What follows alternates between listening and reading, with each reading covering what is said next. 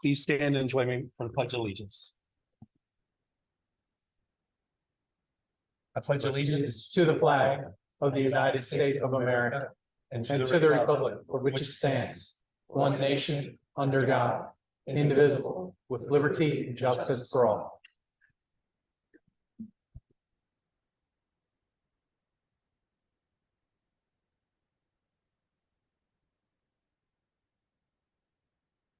Prior to tonight's meeting, we had executive session to discuss two safety and security matters and consider the purchase or lease of property.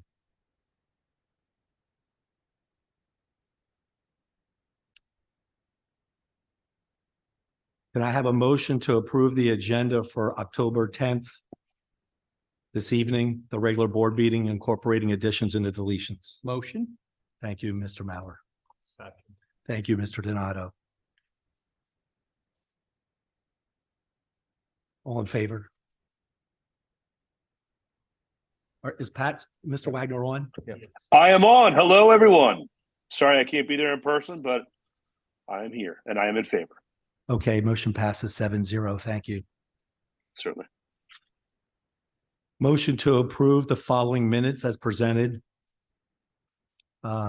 I guess I'll mention September 12th, September 21st, and September 26th. So moved. Thank you, Mr. Keener. Second. Thank you, Mr. Maurer. All in favor? In favor. Motion carries 7-0. Thank you. I will give the meeting to Mr. Burbriski. Thank you, Mr. Bard. Good evening. It's great to see everyone. We're going to begin this section with student staff recognitions. So we have several student recognitions tonight regarding the National Merit Program. We are thrilled and excited to share that we have several commended students as well as current National Merit semifinalists. And just for a little bit of background information, high school juniors entered the 2024 National Merit Scholarship Program by taking the 2022 preliminary SAT, which is the National Merit Scholarship qualifying test. And that serves as the initial screening into this program for the program entrance. And so the students are selected as National Merit Scholarship semifinalists. I'll start with the commended students. They're started with the commended students for exceptional academic promise demonstrated by their outstanding performance on the qualifying test. And those students who are our commended students are one of about 34,000 students nationwide receiving that accommodation for a commended student. They then look at the commended students, and of that group, they then move students forward and they keep working through looking at their progress, and they get to semifinalists based on scores. And we have, when we look at our commended students, we have 9 commended students this year, and we have 3 semifinalists. And our semifinalists are 3 of 16,000 students across our country, scoring about 1/3 of the 50,000 or so who were initially notified in this program.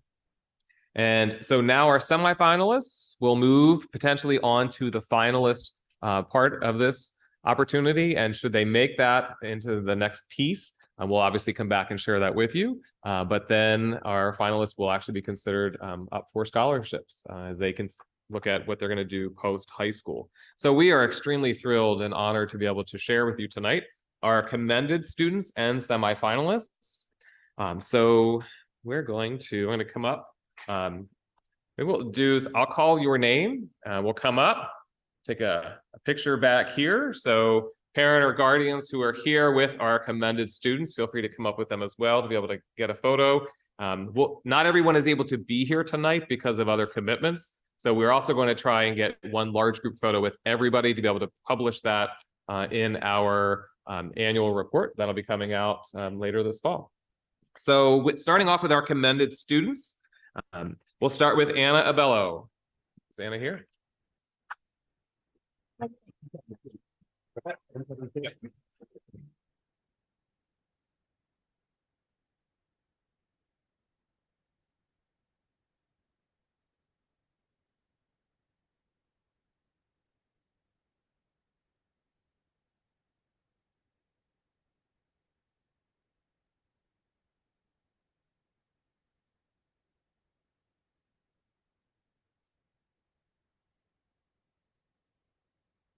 Another commended student, Chase Barrett.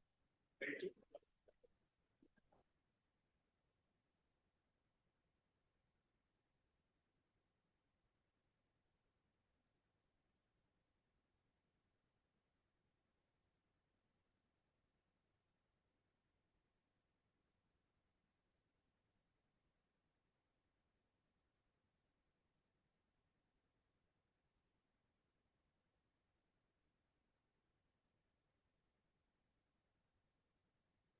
Next individual has been no stranger to our board meetings, Andre Hurst.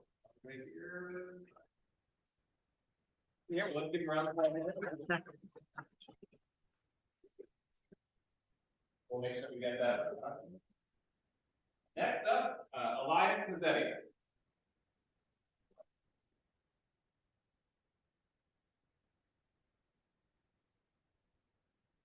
Next commended student, Zachary Tracy.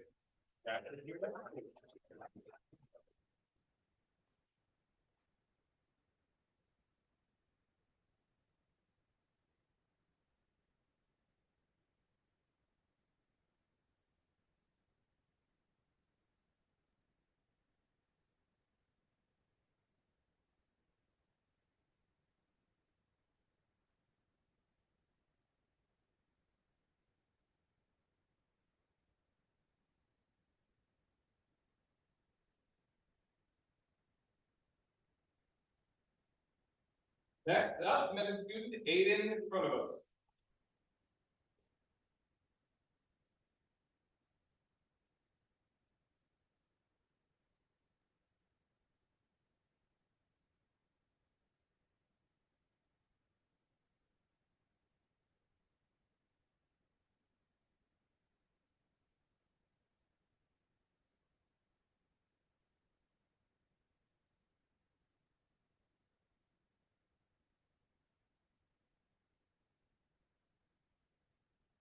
Another individual who's been here at our board meetings, James.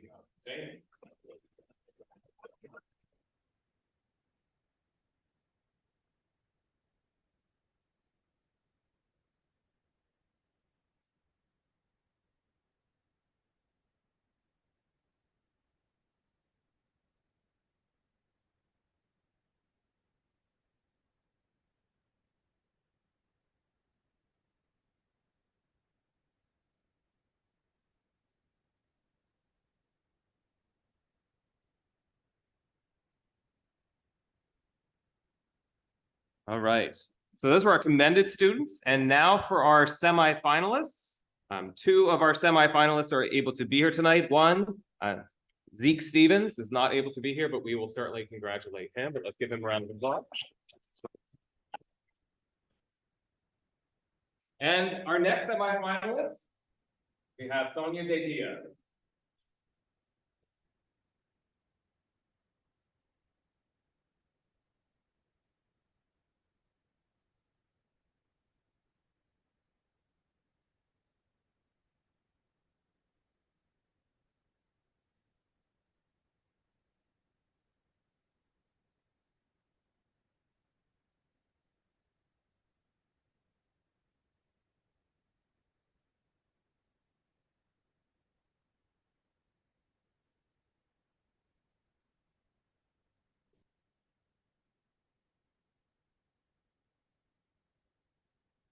And our last semifinalist, Jude Giordano.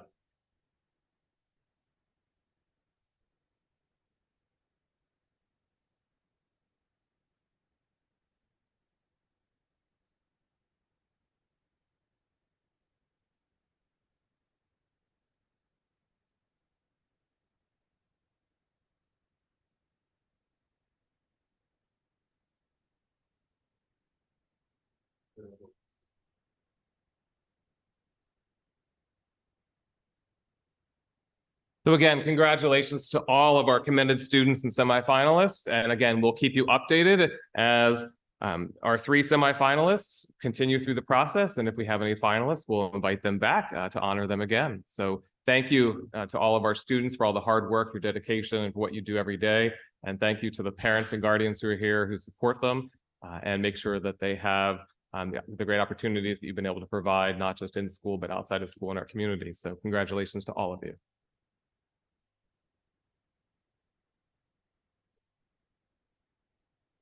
So moving on from a student and staff recognition component here, I would like to thank you for those who are coming tonight. You are welcome to stay if you'd like. But I want to turn it over to Avery Landis, our recently crowned homecoming queen and our student council president.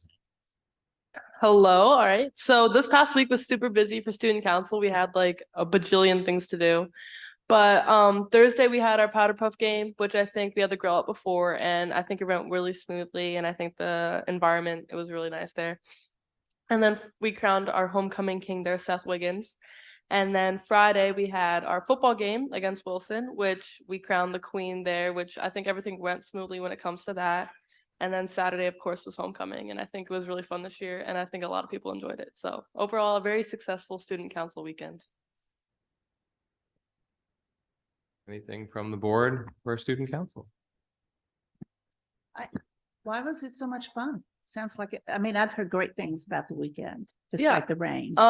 Yeah, despite the rain, it actually cleared up perfectly. Like for Saturday, it got really nice right before pictures. So I think it went really well. But overall, I think the environment, like in the school, was a lot more positive this year than it has been. Like I know my sophomore year, I think it got cut early because of some things and everything like that. But I feel like this year overall was a good high school experience. Like everybody kind of got along this year. There wasn't any like scaffolds or anything like that. And then of course, like the powder puff game and the homecoming game are always super fun. So it just carried on into the weekend. Great. Glad to hear it. Thanks for all the hard work to make that happen too. Well done. I plan to elaborate a little more at the president's report about you. All right. Anything else? All right. Well, Avery and Lauren, thank you both for being here. We're going to continue then with the meeting. Mr. Bard, I'll turn it back to you for residents' requests. And there's no residents speaking this evening. So turn it back over to you, Mr. Blumenthal. Sounds good. So superintendent's report, just from a district update standpoint, Avery talked a little bit about this with her report in terms of last week was really a great week across the district from a homecoming standpoint. One of the things that I really appreciated was it wasn't just at the high school. It kind of filtered out to schools around the district, which was great in terms of the spirit days, et cetera. We did have the fall fling last Thursday where all of our high school students, 9th through 12th grade, were out in the stadium and coming together as one school, one large community for a great afternoon. We had great weather for that, a lot of great activities. Our grill out, chill out, she talked about the powder puff game, one of our star quarterbacks with a great arm there throwing. We had homecoming, and I really wanted to hit on the parade. And, you know, I believe from what I've been told, it was last parade was 1988, kind of in that ballpark.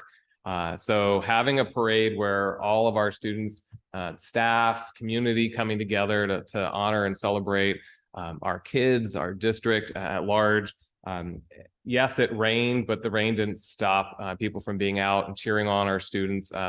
Walking along the parade route with everyone, it was just a great feeling and experience. So looking forward to that continuing. And so I want to thank our student council for really pushing to make that happen. And just for everyone's awareness, this just wasn't an idea where a student said, hey, like, let's do this, go ahead and do it. There was work and collaboration with East Hempfield Township, with all of the first responders, the school, the staff, the students, to be able to make this happen, and the community to be able to welcome them through the neighborhood. So I think it was a great example of an idea that students had and working through the proper and right channels to make it happen, to be able to support them in this initiative. I think you've done a phenomenal job to bring back a great tradition of the past, putting a new little spin on it.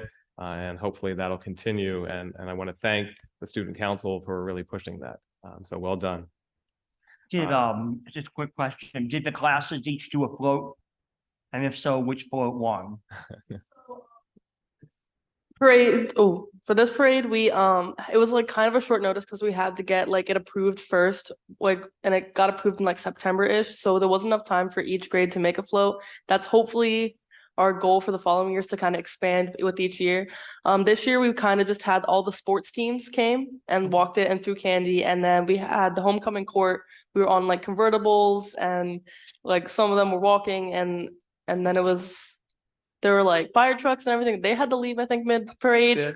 They had to leave mid-parade, but overall it was really cool. And I think a lot of kids like came out. Like there was a lot more of a turnout than we thought. And then it ended with food trucks in the quad, which I think was good too. That's really neat. One of my favorite memories from high school was helping to build a float. I graduated in 1987, so I didn't realize that the parade stopped right after I graduated, and as you can probably tell, that was a few years ago. So I'm delighted to see that tradition has come back, and Ms. Lambeth, thank you for your leadership in making that happen. So that we had the homecoming dance, which from what I am hearing, about 1,200 students, give or take.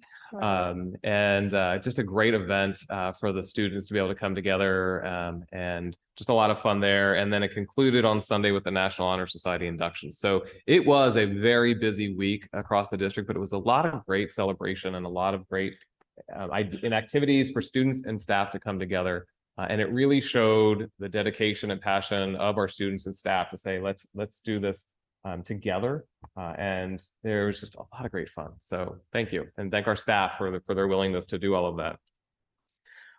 The other piece that I wanted to share from district standpoint, second piece is junior achievement.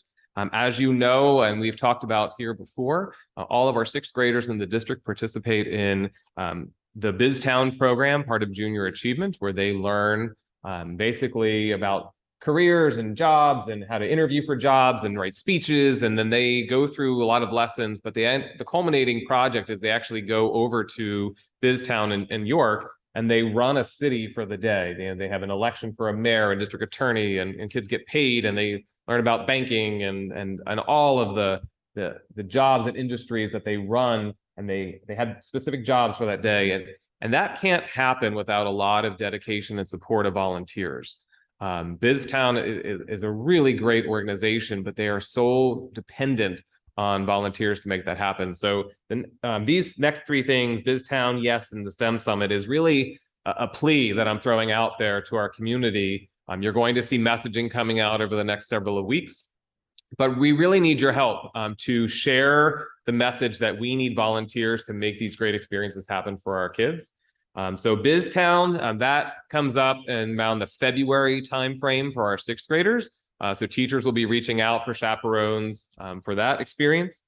We had the YES program at our Centerville Middle School.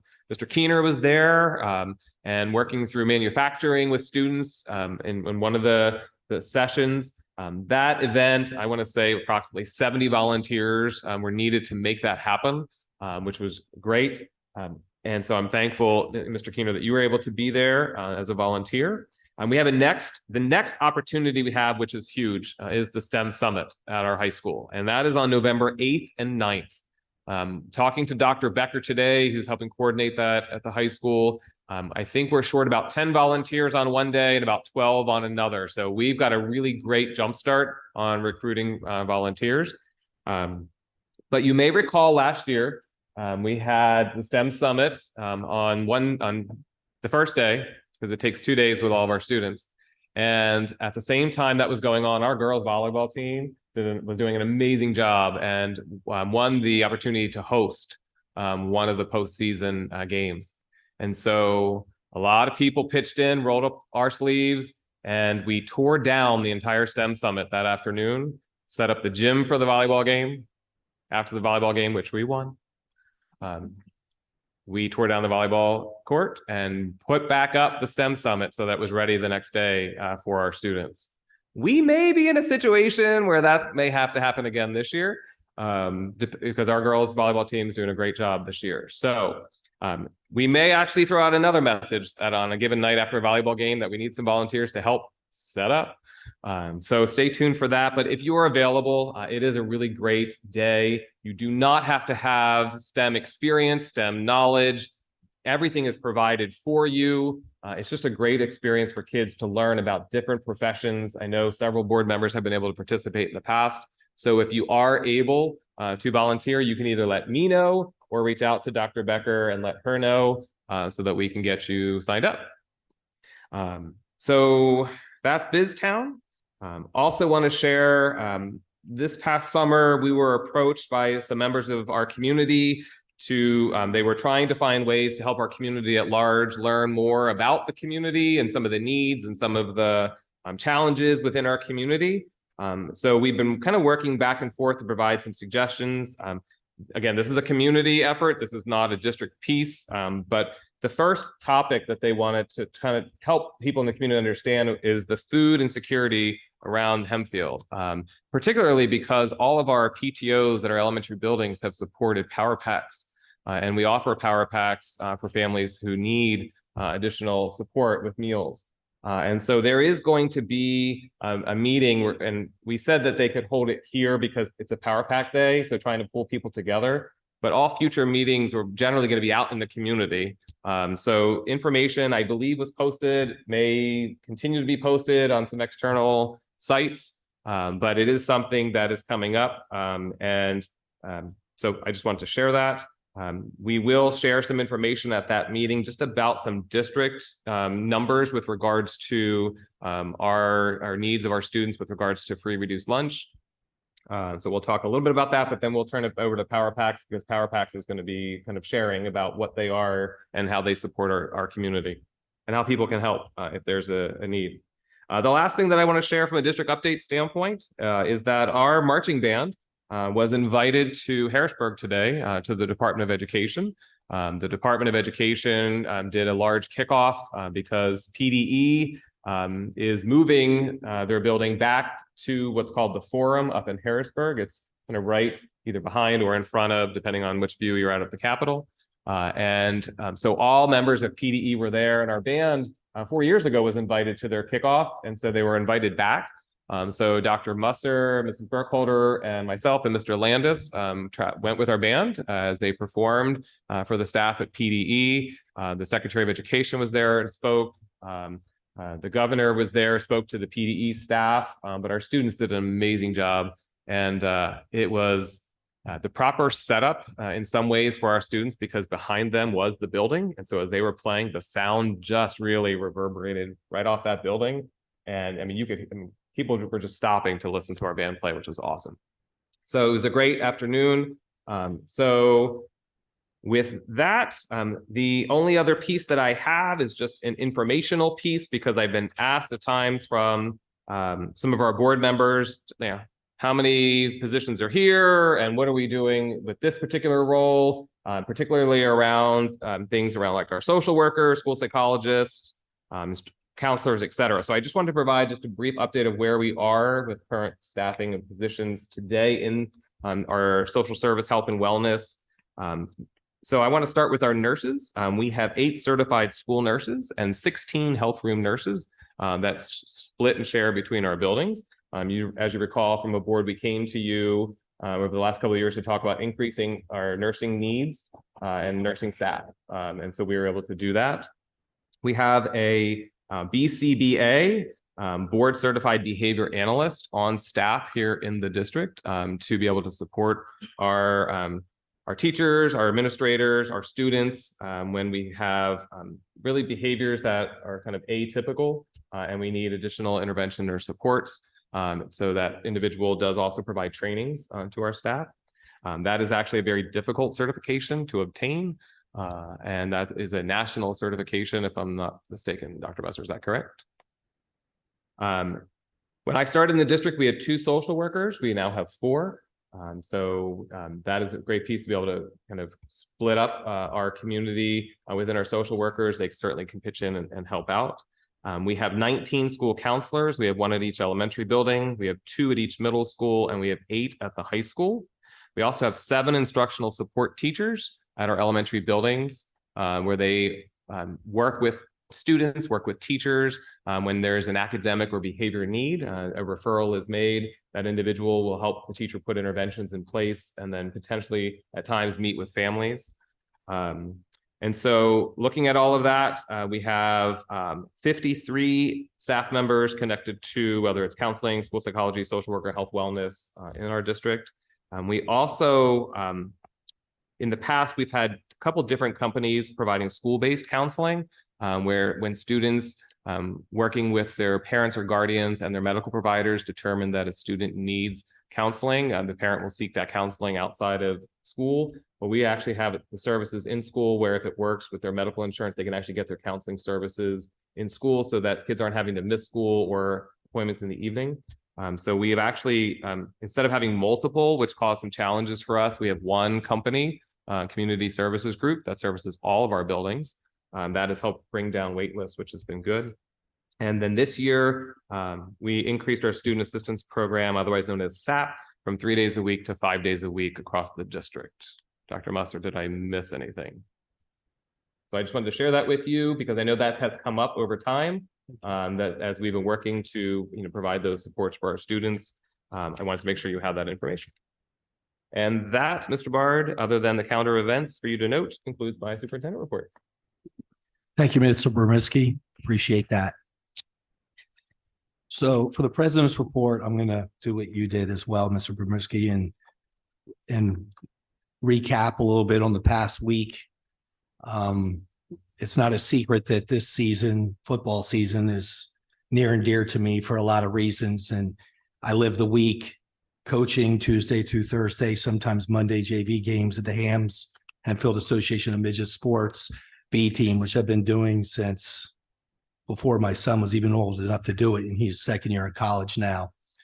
But especially this week, it was important because my daughter, Sophia, who is a senior and was joining Miss Avery Landis on the Powder Puff team, said, you have to leave practice early. You cannot miss the beginning of the game.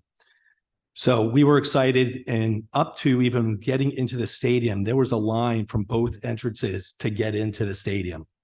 And I will say that stadium was filled as much as an average football game at our school. And that was exciting. The parents were excited. The parents were dressed based on if they had a senior in the colors of the seniors, which was black, and red was the juniors. There was a student section for both juniors and seniors.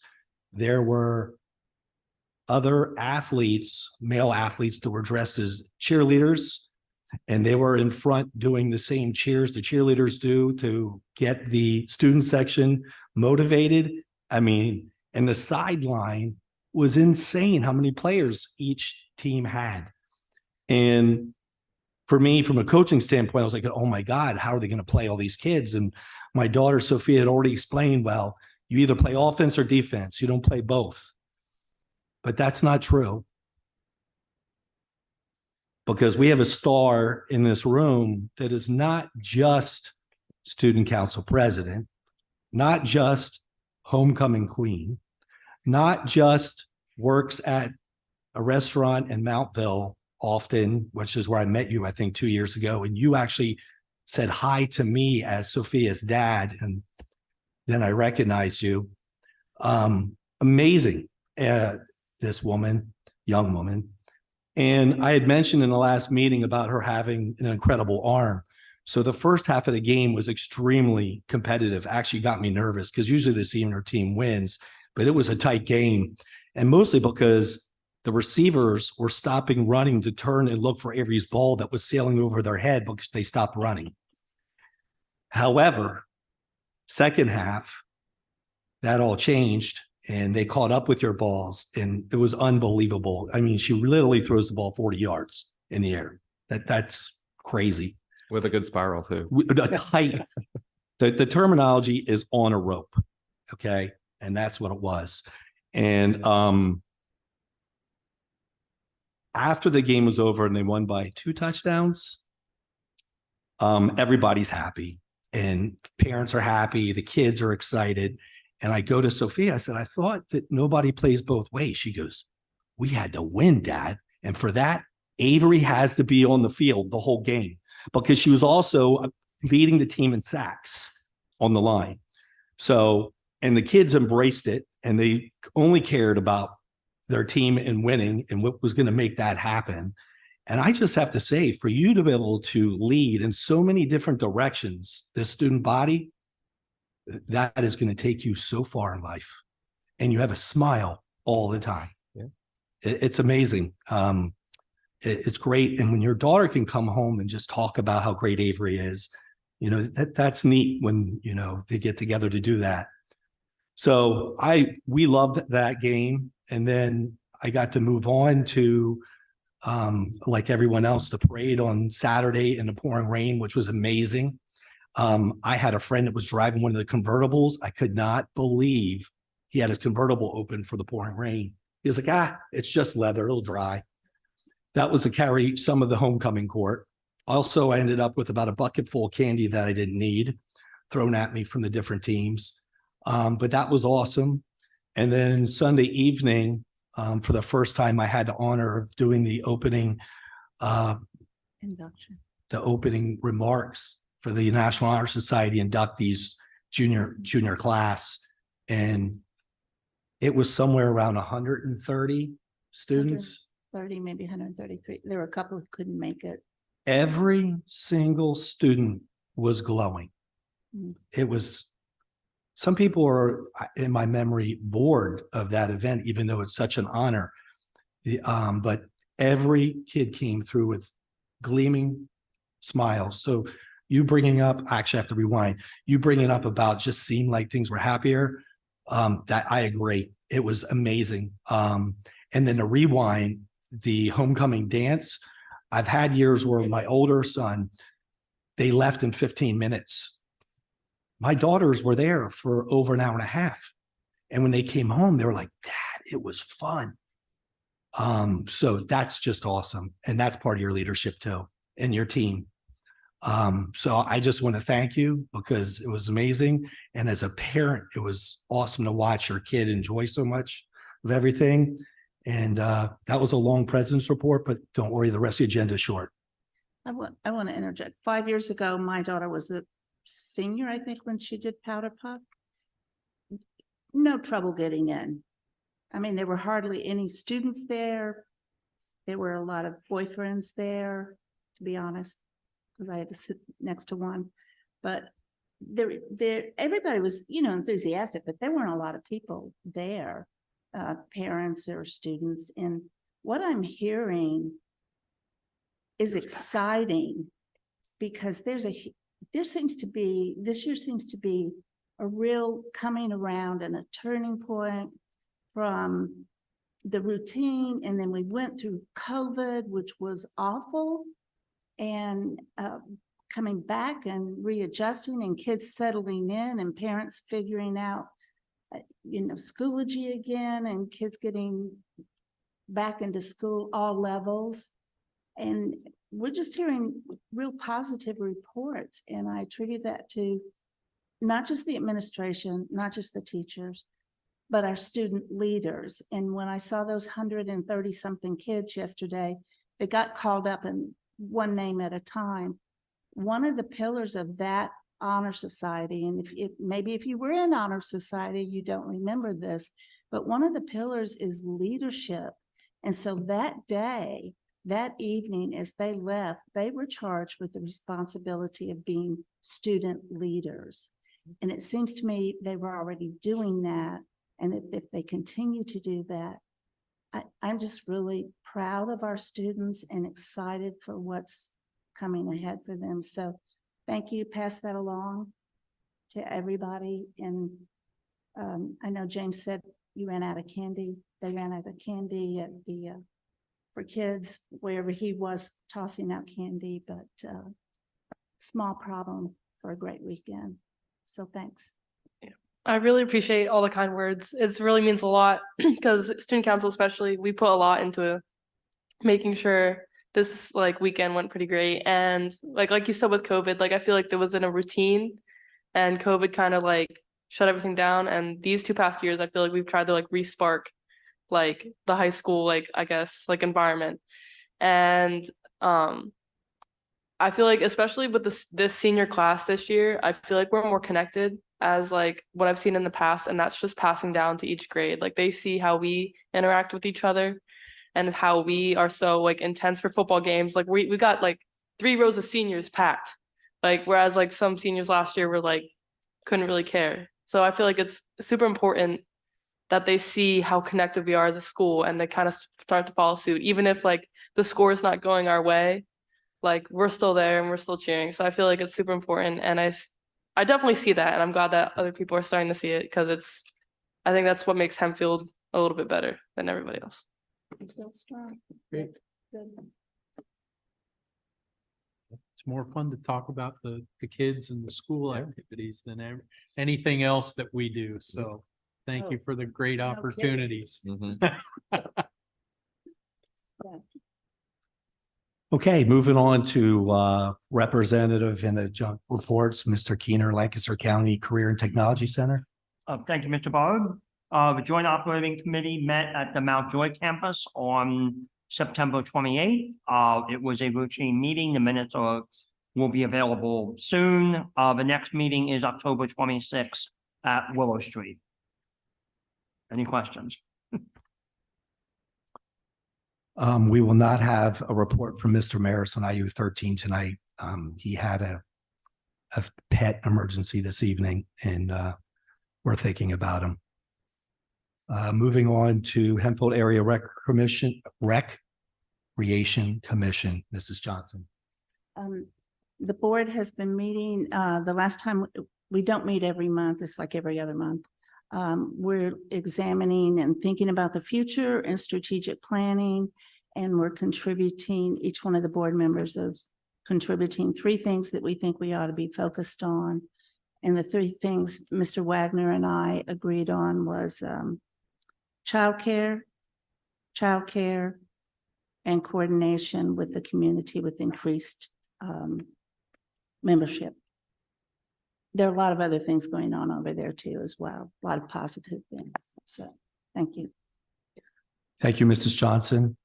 Moving on to safety and security, Mr. Larber. Nothing new to report. Thank you very much. And PSBA liaison, Mr. Waldmuth is not here this evening. So, Mr. Bard, if I can just share, this coming Sunday, it starts the PASA, which is the Pennsylvania School Administrators Association, as well as PSBA, the School Board Association, has a joint conference. So that's Sunday, Monday, Tuesday. I will be attending. Mr. Keener will be attending as well. And so anything that we get from that, we will be bringing back and sharing with you. So just to let you know that we will have representation there. And if I might add, Mr. Bomerski, I'll actually be spending Monday at the school law workshop, which the Solicitors Association puts on. And I've attended this before. It's a terrific way to do a deep dive into a lot of the emerging areas in school law. I'm just really, I found very helpful, and I've attended in the past, and I'm looking forward to brushing up on a lot of that information this year as well.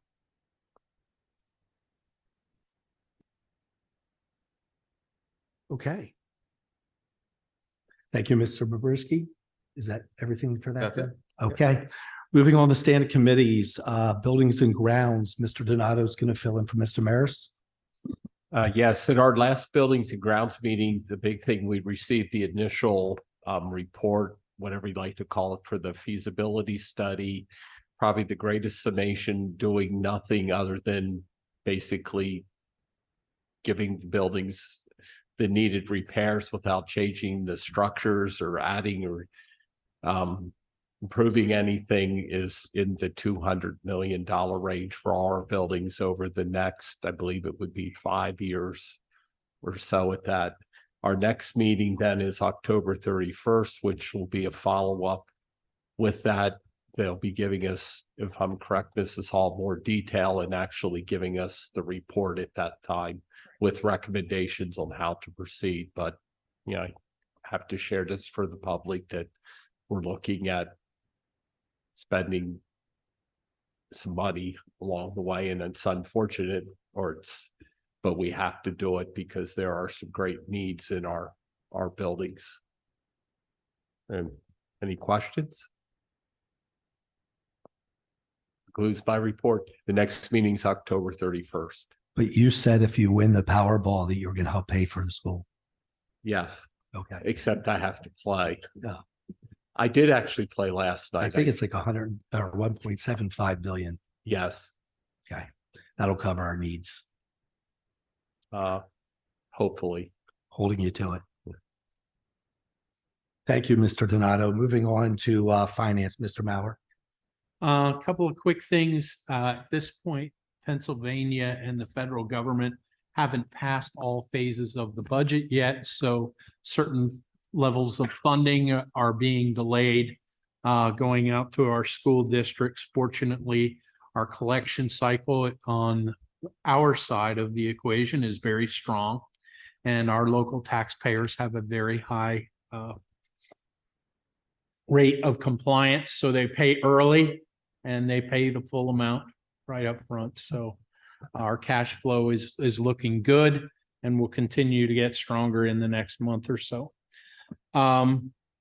We also had a very successful bond issuance for $15 million. The issuance was oversubscribed, meaning that the investors were very willing to purchase our bonds based on our bond ratings that we have received as a school district and our general reputation in the bond market. And subsequently, that yielded a much better interest rate for us as well. So that's very good news. That concludes my remarks. Mr. Maurer, can you elaborate? I know this has been spoken to about a few times, but maybe highlight a couple of the reasons why we continue to keep a high bond rating. I think there's some confusion in the community a little bit about the money we have in reserve and how that, I'd like you to mention how that does directly contribute to our bond rating.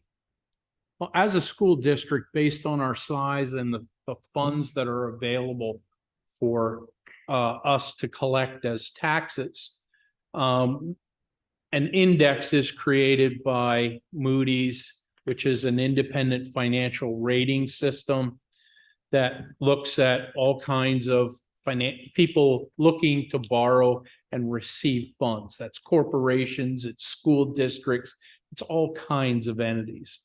But Moody's doesn't frequently deal with school districts, so we are very fortunate that we are able to have a good rating from Moody's, which number one is a very good thing. The fact that we can get Moody's to do our bond rating, and we have a very high rating with them for several reasons. Because our cash collections are so good and so strong, they compute a maximum basis on which we can incur debt. And right now, correct me if I'm wrong, we're in the $300+ million range. Is that right, Mr. Bremersky? Any future debt is 232 million. 232, right. So our max limit is in the 300 and something now, but we have about 70 million of outstanding debt right now from past bond issuances we've made that have gone into building and repairing all of our schools and facilities. So if you subtract that from the maximum, now we're in that mid to high 200 levels. So that would be our max borrowing capacity. In order to do that, though, you have to have a secure tax base. You have to have a tax base that pays timely, one that's growing at a relative rate. Plus, you have to have a board of directors that is willing to assess taxes and make tax increases appropriately. And there are several issues that affect all that. And we're limited by the state, who determines what our maximum tax increase can be to individual tax holders, okay, our taxpayers. So all of those things have to be balanced well. So it's important for school boards to take a long-term strategic view of the situation and be able to increase taxes and plan out into the future. So hence why we have a feasibility study and why that's important for us to understand the state of all of our facilities, and roughly the amount of money it's going to take to keep them in good operating condition. So sorry, I don't want to belabor this too much. So we need a big bucket of money, to put it bluntly, to manage and maintain all that. So as a school board, it's important to keep your eye on the board strategically moving forward and assess taxes that allow us not only to maintain the operations of the school districts, but have enough tax money collected that maybe we can start to build a reserve and maintain a reserve to repair those buildings, build new schools, and give us the headroom in our borrowing capacity to go borrow more money to build new schools. So we have a huge expense coming up in the future of either renovating or building a new high school. Our current high school is over 50 years old, and it's been renovated 2 times or 3, 2.5. And it's in need of a roof right now and air conditioning systems. So, we're kind of at a critical crossover point with that infrastructure. It's also the largest building that we have here, and in many ways the most critical because it houses the most number of students because of its size. And therefore, it's a complex little city in and of itself. So all those factors come into play, Mr. Bard and the board, as to how and why we need to have a good credit rating. The financial evaluators take all those things into account by looking at the financial records of the school district. They look at our fund balances, how they've changed over the past several years. Are we maintaining reserves? Are we also changing our tax increases to our residents steadily to support those needs and keeping them level when we don't have them, and building headroom for the future so that taxes can go up to support future needs when they have them. And this isn't something that you can do just like that. We can't levy a 5 or 6% or 7% tax increase on our residents. As I stated, the state limits that. Therefore, we can't just pass a 7% tax increase. That would have to go to something called a referendum, where all the voters would vote, and then the majority vote wins there if there's a referendum.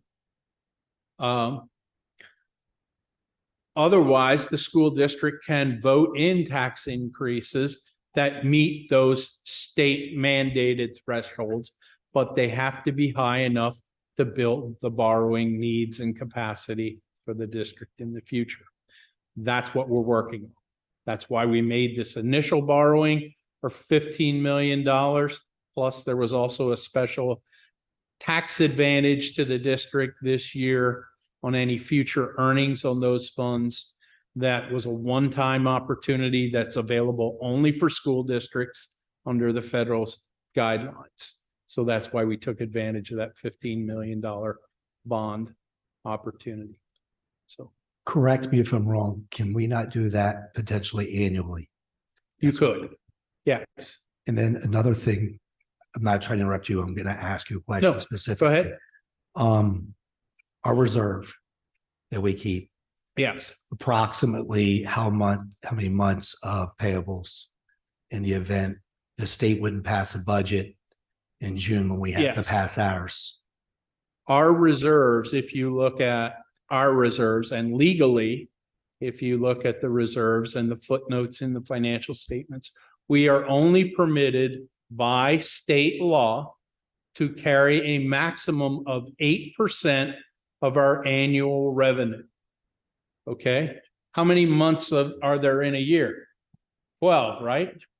Well, 8% is less than 12, right? So we aren't even allowed to have more than a month's worth of income or cash available to support operations if the state delays funding if the Fed delays funding. Fortunately, the state funds only about 23% of our needs, and the federal government somewhere around 4%. The rest of it we bear as a community and our local taxpayers. So that's why we're more fortunate.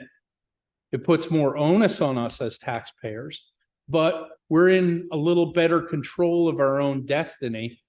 And that's why it's important for us to continue to be very strategic in how we pursue things financially. Mr. Keenan, Maurer, did I think- answer your question, Mr. Board? I have more, but I'd like Mr. Okay. Keenan. I'm sorry. No, go ahead. I really appreciate, Mr. Maurer, how you just framed that 8% in terms of our annual budget. And I mean, I was aware of it, but it made me think of it in a different way, that it is 1 month. It keeps us running, keeps the lights on, keeps people getting paid for 1 month. Basic financial planning for a family says that you should have a 6-month reserve. That's correct. 6 times what we're allowed to have as a school district. So I At least that. appreciate how you frame that. That's correct. And now we have other reserves, Of course, but yeah. they are for specific needs that legally have been allocated for buildings and property. So legally, as a school board, we can't take those funds to meet a shortfall in operational costs. It's not permitted under the law. Okay, so that's why you have to be good stewards with managing your money as you go along and build the headroom and capacity for future building and structural needs. And then I'd like to Mr. just Bard. point out the obvious in this current climate, having those funds in there, we're collecting about 5.5% interest as the alternative. Hypothetically, if the state didn't fund and we did not have those excess funds, we'd have to borrow money, which would take away from other responsibilities. That's correct. And about six or 7 years ago now, time flies when you're having fun.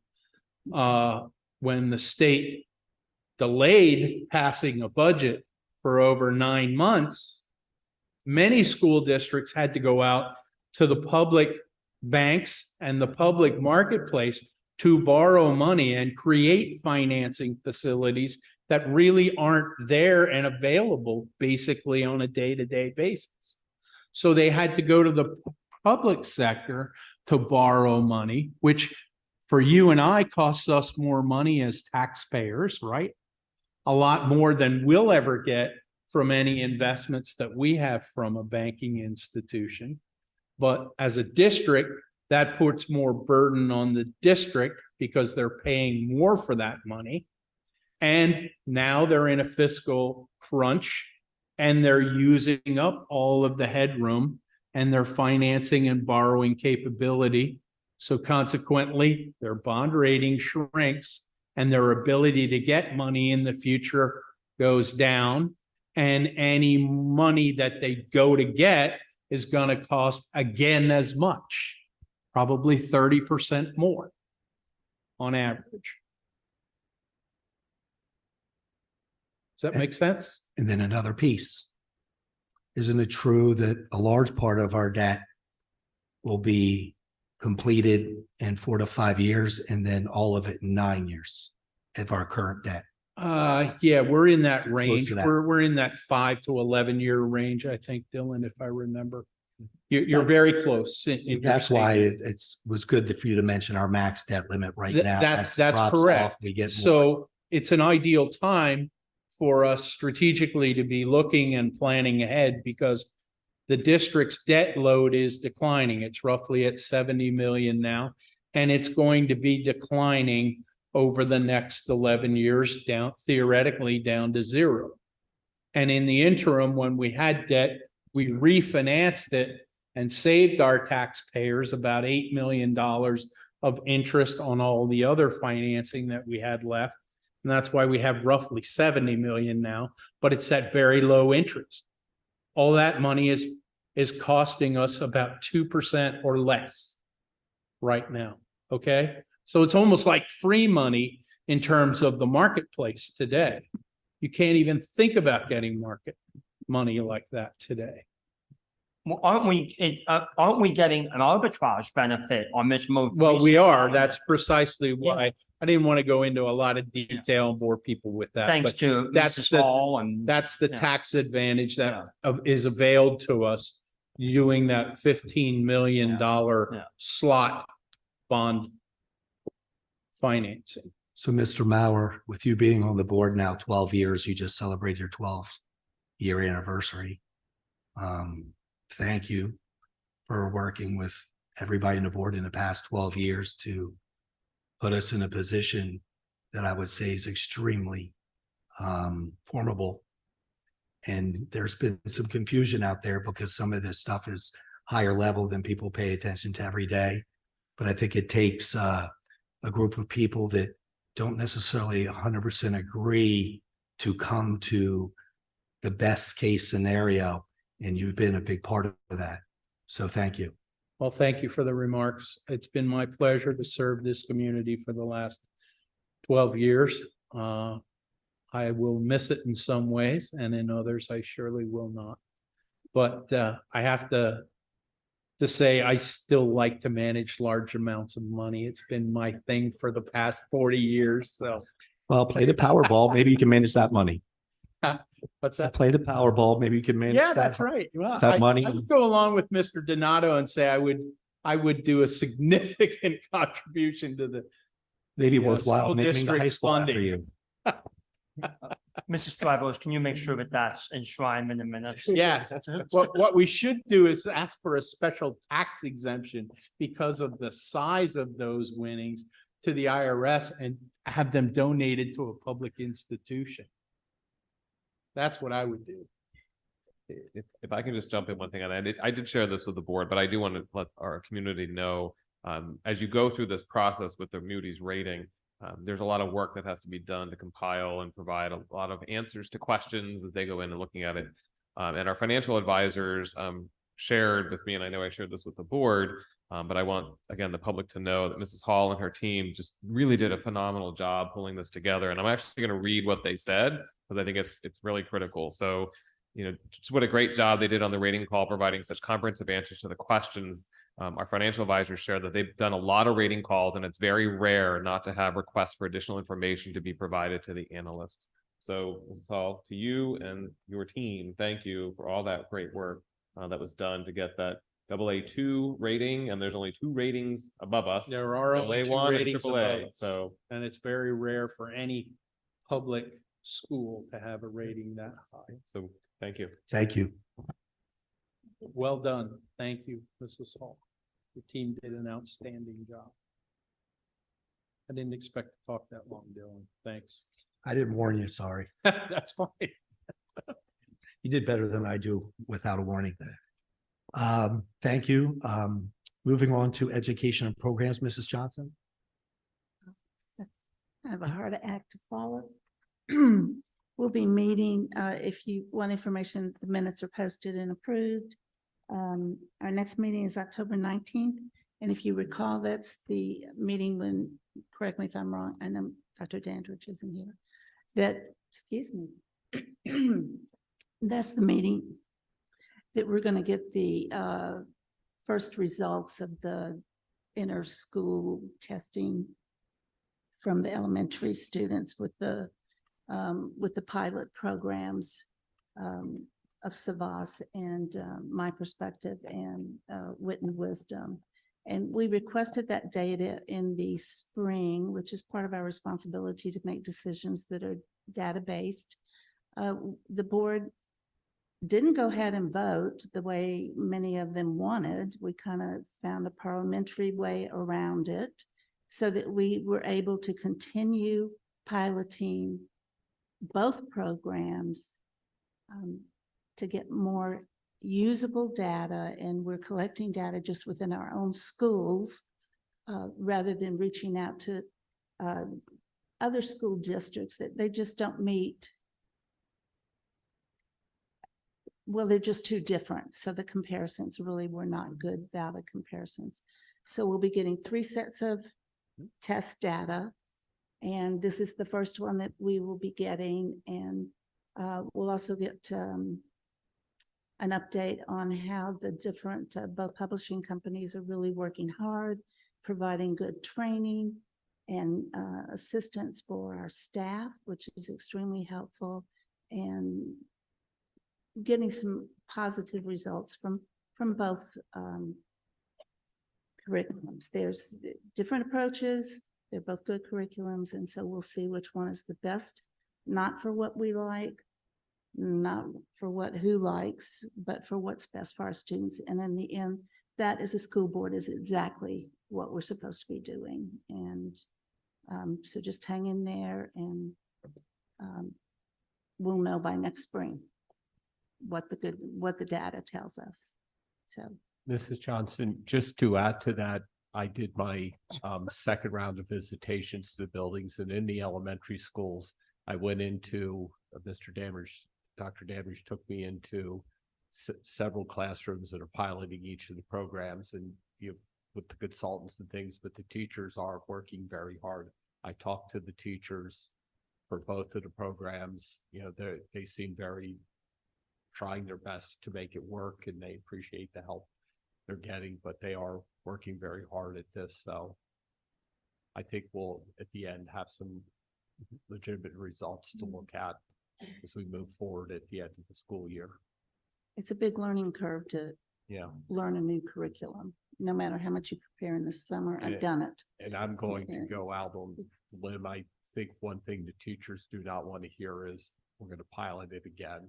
They need something different. So I'm going to bring that out now, because still we'll be on the board, and that's not going to really be an option to do this another year. No, and Mr. Hoffman has already made you've heard him talk about in our meetings, made adjustments to the curriculum cycles, and they are very proactive in making sure our kids are getting what they need and when they need it. And I really appreciate that. And I know the teachers must be working really hard. It's hard to make that change. And we as a board really appreciate that. And again, I would encourage board members, if you get a chance. I mean, again, I was still at the beginning because it was in September and things, and even the results you get are that we get in October from the beginning of the year results. So, if you get a chance throughout the year, maybe a little later in the year, go in and see what's going on in the different classrooms. I'm sure Dr. Tambridge, Mr. Bowerski will be glad to take you in. I think you'll really find very interesting, and not just seeing that, but seeing the other parts of the building. I'll just add to this. I remember being in, I'm not going to mention which specific middle school, but going in on our classroom and seeing the kids. They were doing something where the teacher, and she sent me the music, and I'm sorry, I don't remember what the music was, but the kids were painting to it, and I was watching the kids, and was just fantastic how they were doing that. It just reinforces to me, even though I was a middle school teacher, but I was a math teacher, the importance of the arts for our kids, because you get work out of kids that sometimes you don't unfortunately get in the regular classrooms. So it's all very important for it. And I guess the other thing is for Dr. Musser and I, two other things with going through this, but Dr. Musser and I had the opportunity to sit in the cafeteria for a whole lunch period. We had lunch there. I mean, they're high school kids. It was great. I don't know why you have to share all the educational experiences with Mr. Bermierski and Dr. Danich, and just share that you went with lunch with me, but yeah, we had lunch. Well, absolutely. Well, I was with Dr. Musser when we did I had to explain to him what was going on in he was the one that took me around in the art room. I had to explain to him at the end what was going on, but he's okay with that. I do pick on him a lot. And my last conclusion is the Musser Danbridge travel is moving up to Bermierski tours, but it's probably neck and neck at this point, but we'll see what happens with the next round of tours. Mrs. Johnson, do you have anything to add? Oh, no. Thank you. Thank you very much. Policy, personnel, and legal, Mr. Keener. Thank you, Mr. Barb. Policy, personnel, and legal also met on September 21st. As you saw from the minutes, there were 1, 2, 3, 4, 5, 6 policies that were up for review. And of those 6, 5 were moved directly to second reading because there were either no changes or simply de minimis updates.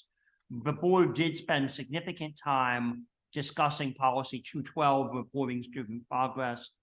Dr. Decker, who I believe is with us this evening somewhere, I saw him. Maybe at home. Oh, okay. Reviewed that, and several of the board members had questions about how that is implemented, how is the faculty working with parents to ensure that parents are kept up to date of student progress. And Mr. Wagner, if you would mind maybe sharing a couple details about the things that we asked the board or that we asked the administration to bring back to us in preparation for our October 19th meeting. Yeah, can you all hear me? Can you Yes, all hear sir. me? Okay, very good. Yeah, appreciate that, Mr. Keener. I'll be very brief, but yeah, essentially, as the way that policy 212 is written right now, it does talk through just the way that our institutional programs include a system of measuring students' academic progress, and that there should be some level of communication of how that progress is related to parents and guardians. And so, we did just discuss the frequency of how that progress is communicated to parents. There's right now it's relatively vague and somewhat ambiguous, and so I think some discussion around the frequency of how that information is shared with parents and guardians and a means as to how that's communicated should be discussed and should be outlined a little bit in much more detail, not a little bit, in much more detail, so that there could be some level of accountability to executing this policy. So looking forward to seeing some revisions to the policy and discussion, further discussion on the 19th. So, I'm always trying to get more people to attend my policy meetings. They're not seem to be as attended as well as some of the other meetings. But yeah, so I will be bringing that information back. We will also be going through some 200 level policies to bring them up to date. So it should be a pretty exciting evening. I look forward to it. Should be good. I don't believe I look forward to it as well. Mr. Wagner, thank you very much for providing that additional detail. And I know that all of us are looking forward to seeing what the administration brings back on October 19th. Questions or any questions? Anyone else? All right. Thank you, Mr. Barr. Okay, moving on to personnel action items. I'm looking for a motion to approve items 9A 1 through 9. So moved. Thank you, Mr. Keener. Second. Thank you, Mr. Garber. Any discussion? I would, for Avery, one of the things that we're approving in here is powder puff football coaches, which I do look at these things in extracurricular, and actually I'm glad to hear the results were so good, because I was looking at the number we were approving and I'm thinking, okay, from hearing that half the student body for juniors and seniors were there, I can understand that now. So you answered a question I have, so that's really great. Of course, Mr. Lamont, you do have the right of voice. So if you don't want us to approve any of these coaches, now would be the time to sort of let us know. All the coaches were pretty great. Mr. Landis was also great, which is actually my father, was one of the coaches. So he did well, I guess. You can prove him. Well, he takes responsibility for you. When I do good. Yeah. Yeah, I'm glad you asked that, because I was like, why are there so many powder 8 coaches in here? There's like over 100 I noticed it too. athletes. Well, Why, yeah, that was my question. And Yes. so she's Yeah, saying that most of the, For the seniors, usually when you get to senior class, like the numbers drop off. We still had like 50 to 60 girls that come out. Mhm. And then the juniors had like 60 to 70. So it was like sidelines were packed, but it was good. We had all the numbers. I was impressed. Well, you got the coaches too, so. Any other discussion? All in favor? In favor. Motion carries 7-0. Thank you. So the juniors and seniors for next year have their coaches.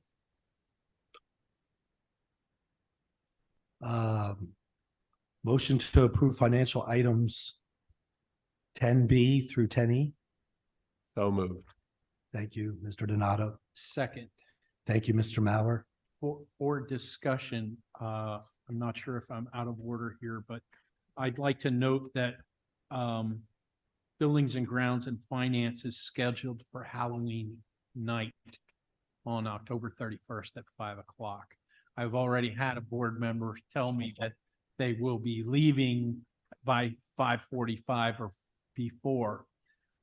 I would not be opposed to hearing any discussion on changing the date to October 26th or the 30th. If we can we'd have time to advertise it if we do it now and be within the legal window. Speaking only for myself, I can't do the 26th because the JOC meets that night, but That's fine. I'm only one person. And my only other concern is Mr. Maris. Right. adds that He's not here. I understand that. But I think it's a good idea. How about the 30th? I would be up for the 30th if we would entertain that. I get the only question, and I was the one that brought this up, Mrs. Hall, would that be a problem?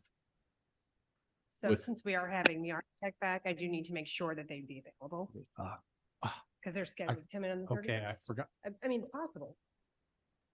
We can follow up. All right, So we still have enough. then I'll time to just leave that advertise it if open. we- Thank you for allowing the discussion. I appreciate the discussion, Mr. Maurer. Halloween's a crazy night in the Wagner household. Yeah. So as you might imagine. So, and I like to go get candy bars myself. So, I'd be open to taking a look at a different date as well. I'm also so the one that- who answers the door at my house, Pat, so. Fair enough. Although we Yeah, I'm open to that discussion. if we do have an October 31st, we could just all have a different type of candy and people could just come in and sort of work their way around during the meeting. It would be sort of a different fun alternative, but I don't know if Uh, finance will approve that. in costume, Mr. Graham said, and we could all come in I take a costume. donation. We'll follow up on the potential change of date. All right, Yeah. Ready for a vote? 1-year-old grandson's coming. I don't think you want him. Any more discussion? So we're leaving it I to, guess so. we're leaving it for Administration. further review. for the to October administration to 3rd. basically make the Correct. decision and Correct. then put. And then push we out the have to notice. advertise. Correct. Okay. All right, so we're ready to vote? Are we ready to vote on financial items 10B Thank you. through 10E? All in favor? In favor. Thank you, Mr. Wagner. Motion carries 7-0.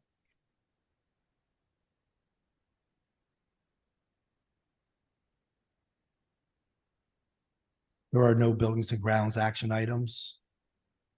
Moving on to other action items. The motion is to approve items 12C through 12H as presented.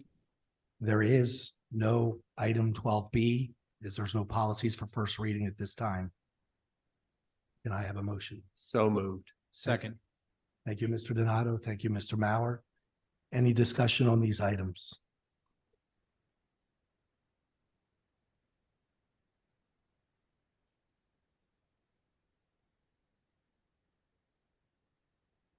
No. Okay, all in favor? In favor. Thank you. Motion carries 7-0. Can I have a motion for adjournment? So moved. Thank you, Mr. Donato. Second. Thank you, Mr. Wagner. All in favor? In favor. Motion carries 7-0, and that concludes our meeting. Have a great night. Thank you. Thanks.